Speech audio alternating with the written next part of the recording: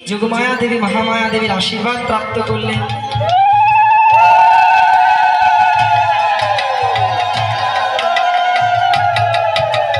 আর যেই না আশীর্বাদ প্রাপ্ত করলেন, সঙ্গে সঙ্গে দেবী রুক্মিণী করেছেন কি জানেন, মায়ের আশীর্বাদ নিয়ে মনে মনে ভাবছেন এবার তো কোথায় দ্বারকাধীশ রয়েছে, কি করে আমি যাব, কি করে আমায় নেবে, এই চিন্তা করতে করতে যেই না চলেছে চারিদিকে সকল রাজা মহারাজাগণ দর্শন করছে, ওই যে দেবী রুক্মিণী আসছে।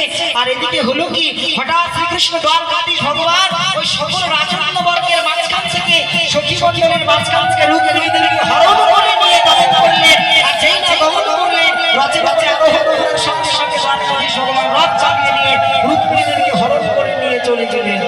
আর যেই না ভগবান দেবী রুক্মিণীকে হরণ করে নিয়ে চলে গেলেন, সঙ্গে সঙ্গে চারিদিকে রটে গেল আরে আরে আরে দুঃসংবাদ দুঃসংবাদ, আজ রুক্মিণী দেবী হরণ হয়ে গেছে, রুক্মিণী দেবী হরণ হয়ে গেছে, পাত্রী হরণ হয়ে গেছে, পাত্রী চুরি হয়ে গেছে, বউ পালিয়ে গেছে, বউ পালিয়ে গেছে, বউ পালিয়ে গেছে।